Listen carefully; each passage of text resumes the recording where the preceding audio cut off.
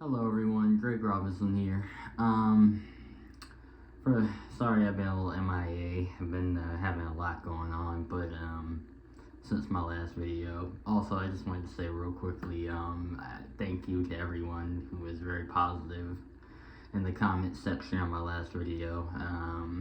You know,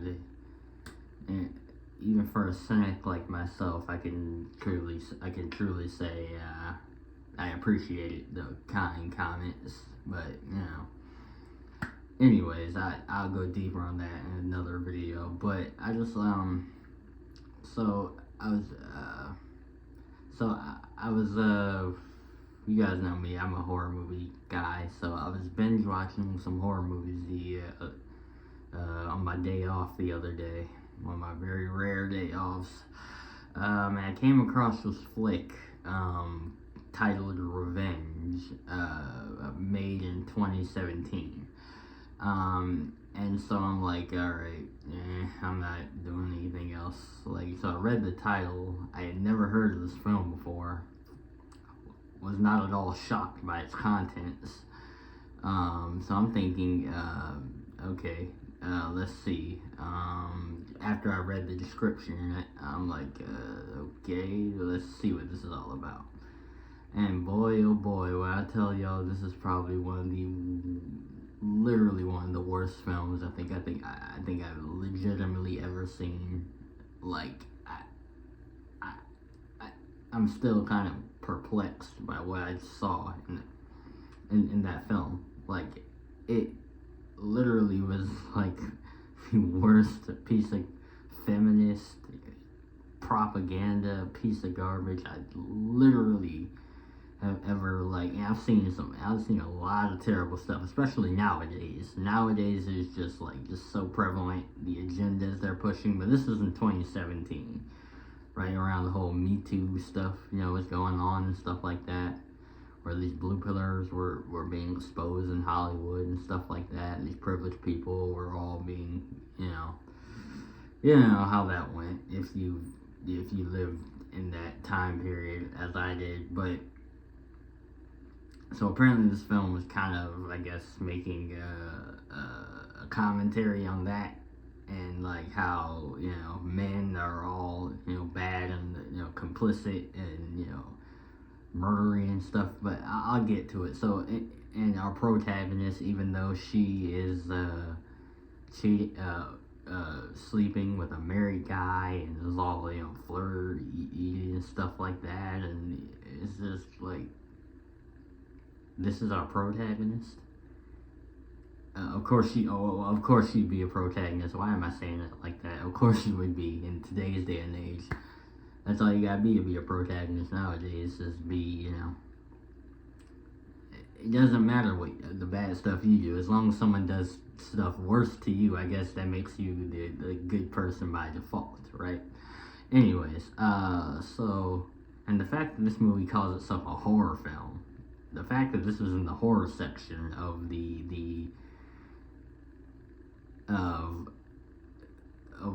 of Shudder, I think it was the app I was using, Shudder. The fact that this is in the horror, classified as horror, I have my issues with that, but I'll go deeper as I go. Okay, so the movie starts off with the protagonist chick and her boyfriend, this married guy, and named Richard, and they go to this helicopter in the middle of this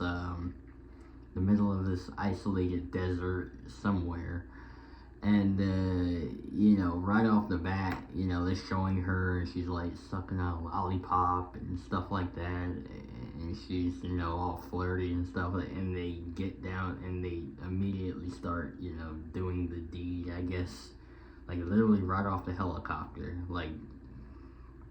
that right there, and it's showing her all flirtatious and stuff, all flirtatious right off the bat, so the type of person she is, so anyways, after they're done with that, the Richard guy gets a phone call from his wife, so we know he's married, and our alleged protagonist knows he's married as well, but so she's knowingly having an affair with a married man. And I'm thinking, this is the protagonist. This is who I'm supposed to be, rooting for. She's just as bad as him. It's easy to criticize him, and he is, a bad guy. But at the same time, like, are we not going to talk about how she's in the wrong here as well? So anyways, the next day, his two friends, I'm just gonna call him, they kind of, Stan, I think one of his name, and the other one is the large, there's another guy, he's a fat guy. I just call him a fat guy because I can't think of his name.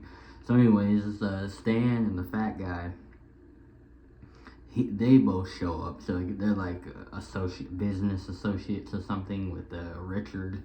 And so, like, and the Stan guy immediately is giving off, like, I guess, quote-unquote creeper vibes, because he keeps, like, staring her up and down, even though she is scantily clad, like, and she's that way throughout the movie.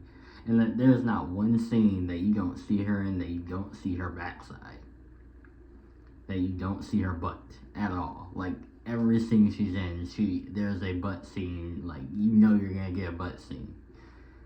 And I did some research before I did this review, and of course it was directed by a female.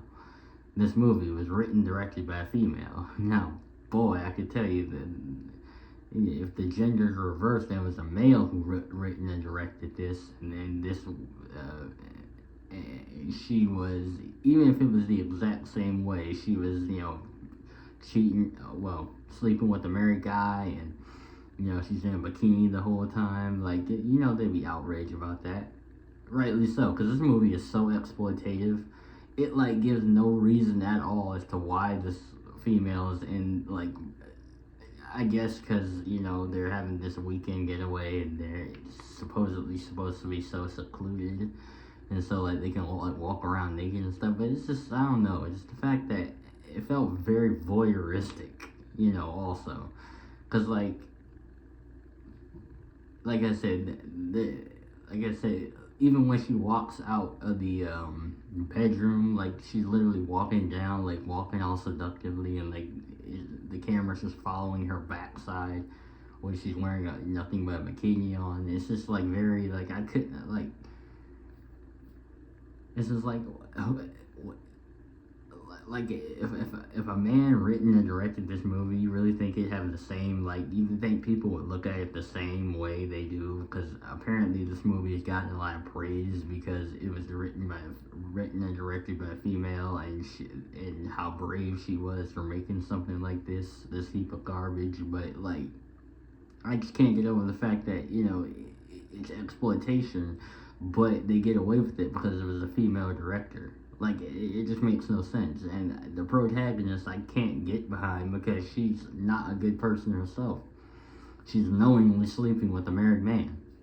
I'm not saying she deserved what happens. Well, I'll continue.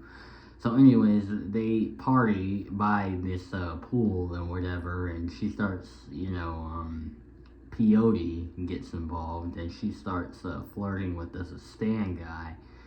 And apparently the morning afterwards, Stan gets the impression that she is super into him because she chose him to dance with, and so he's like all like, like all up in her grill and stuff like that, and she's so uncomfortable and whatever.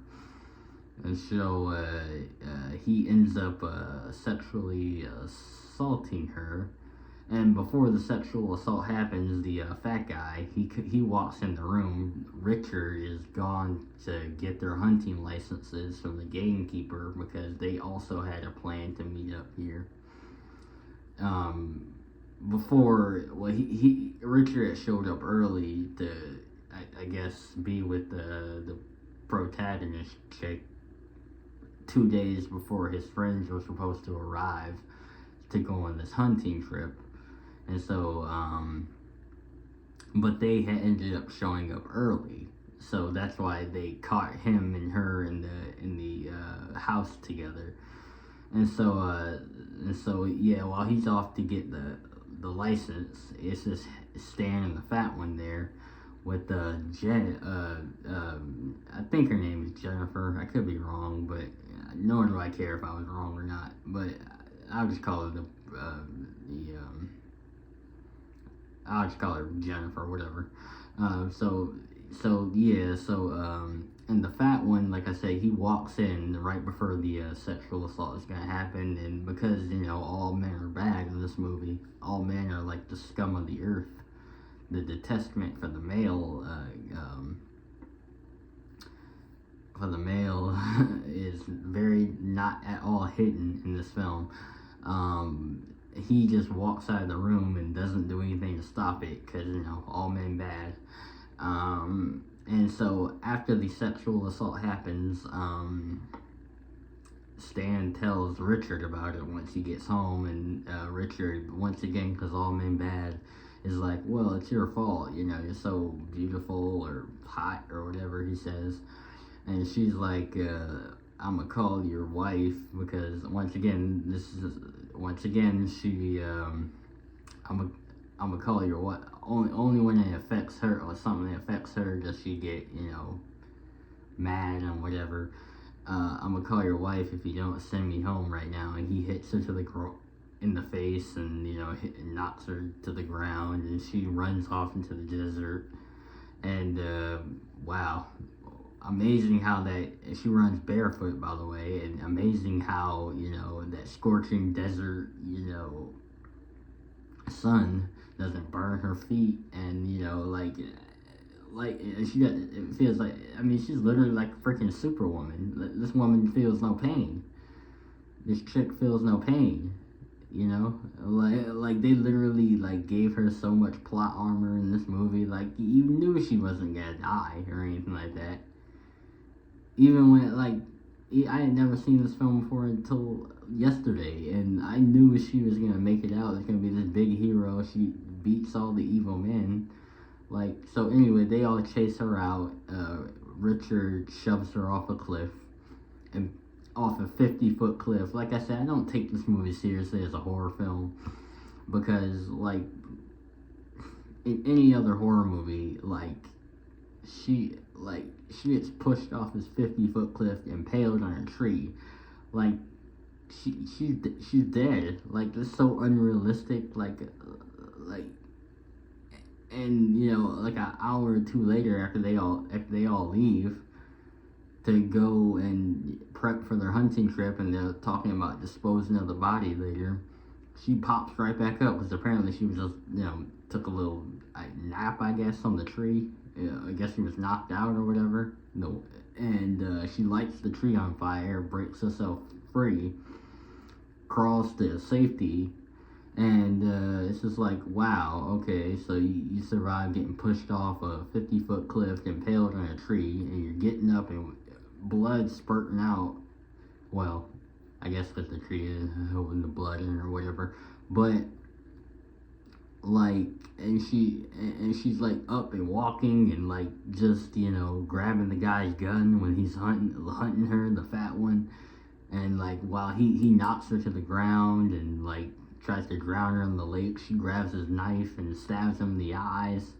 I guess it's sort of supposed to be a metaphor for how he saw what happened and didn't do anything. So she stabs him in both of his eyes and kills him. Okay, well, that's one guy. It's one guy down.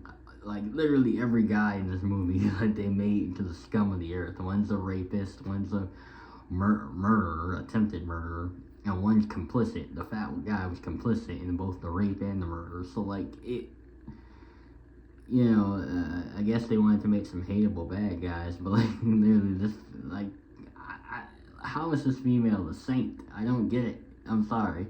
I'm not saying of course I'm not saying she deserved to be raped or murdered or whatever, but it's just, I'm not saying that at all, but it's just and plus it's so exploitative, I can't take it seriously. I guess and this movie wants to be taken seriously as a sort of commentary on how the Me Too movement and stuff, and how men suck, and like it just it's just so over the top. I couldn't like get into it. Like, so anyway, I'm just gonna fast forward because honestly, this movie is not very interesting. Like all that much. I just wanted to talk about mainly the propaganda that was being pushed, and how like this woman was literally this chick was literally unkillable. Like you could have thrown an atomic bomb on that whole desert, and everybody else would die. She would walk out, butt shot and all,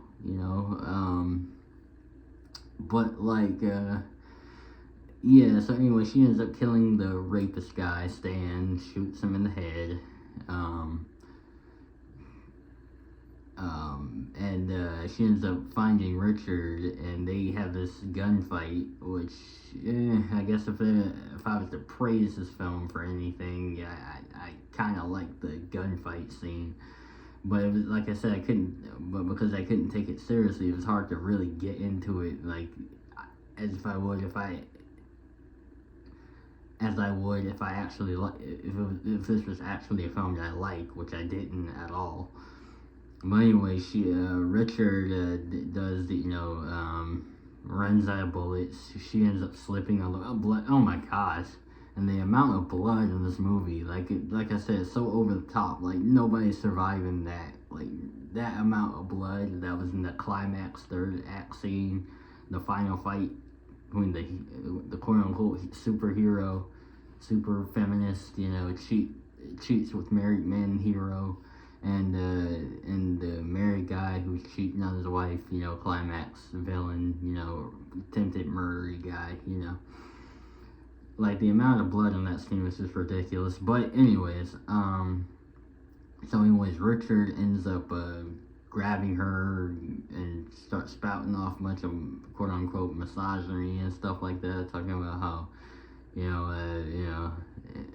I'm a bad guy. I'm a bad man. I'm a sales exposition to you about how much women, how much always I could put up a fight and stuff like that. Which I'm thinking, just keep up with the propaganda. And then she ends up jamming her fist into the stomach wound because she shot him during their fight. And he wrapped himself up with some, was it plastic wrap or something like that? And then, so she grabs a shotgun, which she dropped after she slipped, and shoots him to the chest. And he goes flying backwards. Richard is butt naked too, by the way, which is just weird in itself. I didn't get that. I didn't get that at all. Why was the guy butt naked? During that fight, like I said, I can't take this seriously because it's like something out of Saturday Night Live. It's like so over the top. Like if they were like making a horror film, like it would be like this, the propaganda BS. It would be like that. And she's the one that's clothed, and more clothes than he has on. But anyways, all the bad evil men are dead, and